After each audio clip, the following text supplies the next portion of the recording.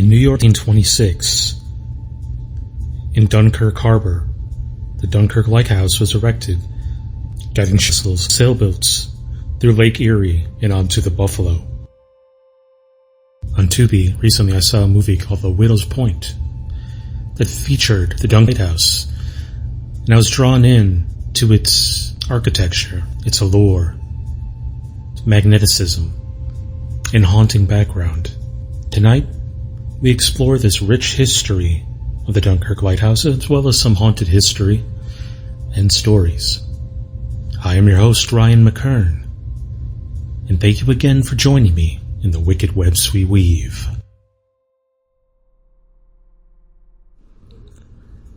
Welcome aboard our humble vessel of nocturnal delights. The SS Wicked Weebs is making our way through the Atlantic East Coast. And before we get to our main destination of Dunkirk, let us first explore a little bit of the history and haunts of the Execution Rocks Lighthouse in New York. The following article and information was written by Catherine Kaiserman. The Execution Rocks Lighthouse, located in the middle of the Long Island Sound on the border of New Rochelle and Sands Point, has been a part of Washington's landscape since construction was completed in 1849. The lighthouse, which stands at 55 feet tall, was added to the National Registry of Historic Places in 2007. Execution Rocks is set apart from other historic lighthouses by its dark history. The grisly history of the Execution Rocks began before the building of the lighthouse during the Revolutionary War. According to legend, during the war, British soldiers executed prisoners by chaining them to the rocks at low tide and allowing them to drown during high tide. Other sources claim that slaves were executed on the rocks, and whatever the real story is, it was legend which gave the island and the lighthouse built its name. The dark history of Execution Rocks hasn't ended with the American Revolution. In the 1920 autobiography, serial killer Carl Panzram admitted to dumping the bodies of 10 of his victims in the water surrounding the lighthouse. Panzram claims that after committing the murders, he chained rocks to the bodies and dumped them in the water only 100 yards away from the lighthouse. These grisly tales, as well as the proximity to the Sands Point mansions, which inspired The Great Gatsby, have made the lighthouse a tourist attraction.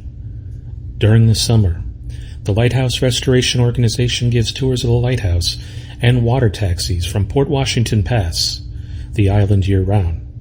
Although the lighthouse has been uninhabited since it was fully automated in 1979, some guests claim to hear unusual sounds and footsteps, and a few have even seen apparitions. As a result of these sightings, in 2009 the lighthouse was featured in a Travel Channel show.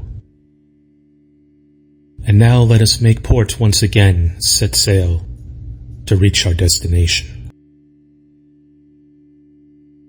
Venture with me now into the beautiful scenery and allure of the Dunkirk Lighthouse.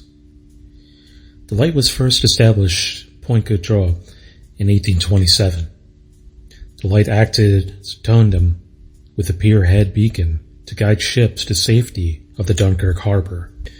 It was refitted with a third-order Fresnel. This lens and lantern in 1857 remains today. The light, which cost $10,000, was made by Fresnel and imported from Paris, France. But by 1874, the tower was reported in precarious condition.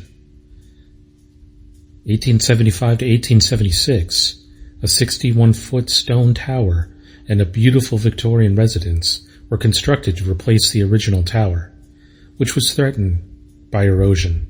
The structure still stands today. Bricks from the original keeper's house formed the foundation for the new house. The old cylindrical tower moved adjacent to the new keeper's residence. A square tower was built around the old tower to be more compatible with the keeper's house. Denny Bird Watkins, page 13 of the Seaway Trail video. The Dunkirk Lighthouse Keepers that maintained the light and lived in the premises will be featured entirely with names and dates in the comments of this video. Please do give that a read. The Dunkirk lightship is located on these grounds. The first shot of the 1812 war was fired near the west bank of the lighthouse. Civil War Union soldier Corporal Cyrus James of Dunkirk was the first soldier killed in the war. Served in the Company G, 9th New York Volunteer Cavalry, in the very opening of the Battle of Gettysburg. He was killed in a skirmish north of town with Ewell's forces prior to the main engagement that began west of town on McPherson's Ridge. It is believed that he was the first soldier to be killed. His resting grounds are located Gettysburg National Cemetery, New York Plot, Row G, Grave 81 Plot, New York Row G, 81. WW2, 12 active Coast Guard personnel were stationed at the lighthouse along with the lighthouse keeper. The waters of Lake Erie off Dunkirk have been the site of several notable shipwrecks.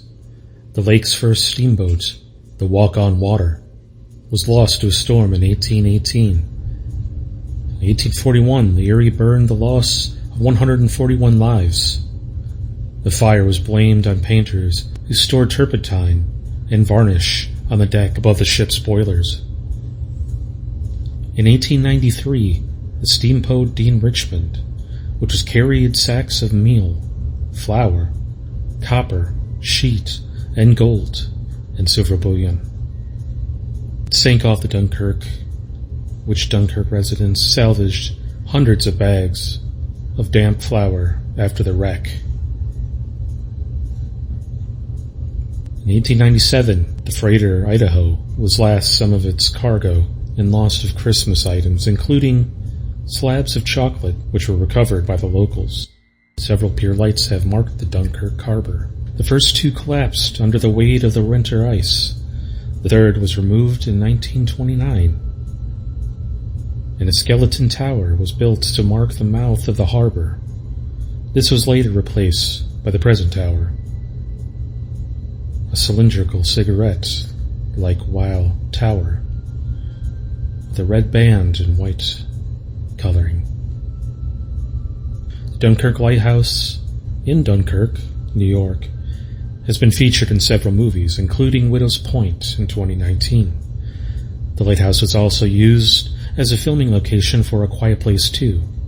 Additionally, the Point Vicente Lighthouse in Rancho Palos Verdes, which is similar in appearance to the Dunkirk Lighthouse, was used in movies like Pearl Harbor and Dunkirk. Dunkirk, New York has a rich and fascinating history. It was home to Brooks Locomotive Works during the latter half of the 19th century, which provided steel for John Augustus Roebling's civil engineering projects, including the Brooklyn Bridge, and was the site of the first naval skirmish in the War of 1812. G. A. H. Eggers, a Dunkirk artist and photographer, sketched the above picture of Dunkirk's original lighthouse, which he drew from the memory as it appeared in 1865.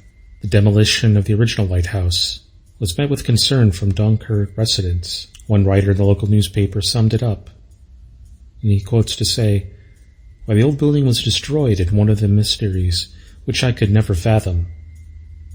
But we reached an age of changes, if not always improvements. Dunkirk Lighthouse, old and new, is and has always been a fixture of the city, and is still in operation today, albeit automated and without a keeper. The keeper's house has been turned into the Dunkirk Lighthouse and Veterans Park Museum, and is home to the large collection of military and navigational artifacts dating back to the Civil War.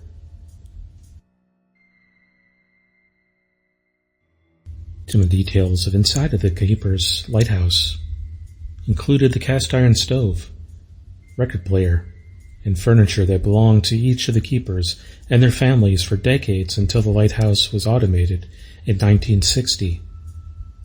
There were 21 lighthouse keepers in all, including Peter J. Dempsey, John T. McDonough, and Francis D. Arnold, and many were married and raised their own children on the grounds. And here's where the story takes an interesting turn. It said that the lighthouse keeper never truly left, choosing to haunt Dunkirk's lighthouse to this day. According to museum staff, tourists and ghost hunters alike, the lighthouse is marked with paranormal activity. When you're in there by yourself, you can hear people talking. You can hear footsteps. Things open and close, and things are in different spots than when they're not supposed to be. Sometimes they untie your shoes. You just never know. One tour guide had a similar experience to share, and he is quoted to say, "I've heard disembodied voices, laughing, screams of sorts. Things got moved around with no explanation. We had one experience during a tour when a table moved unexpectedly and even elevated off the ground. The lightkeeper ghosts are friendly. The lion-head gargoyles at the top of the tower supposedly ward off any evil spirits, but they definitely run the lighthouse still."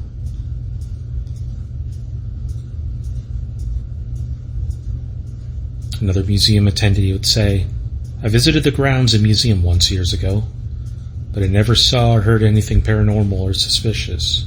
From the source of News 4 Buffalo, exploring Dunkirk's history, each fall the Dunkirk Lighthouse offers ghost tours for those brave enough to stop in. While the lighthouse is the main attraction, there is much more to be seen on site. Dave Briska, or as he likes to be called, Lighthouse Dave, can tell you all about its haunted history. He leads the tours on the grounds, the original house and the tower. They were built in 1826, but by 1875 the tower was in disrepair and needed to be rebuilt, he said. Briska shared the story behind the spirits he believed are living there. It dates back to the 1800s, to which he says, "The lighthouse keeper and Charlie went out to the rescue of these children in Lake Erie," he said. "Charlie and the 2 children drowned, and since that time, they've spent all their time here, at the house. Upstairs, guests will find a military museum. There are rooms dedicated to the Air Force, Navy, Army, Marines, and the hallways dedicated to the Vietnam War. It offers historical tours and paranormal investigation experiences. It's located at One Lighthouse Point, Dunkirk, New York."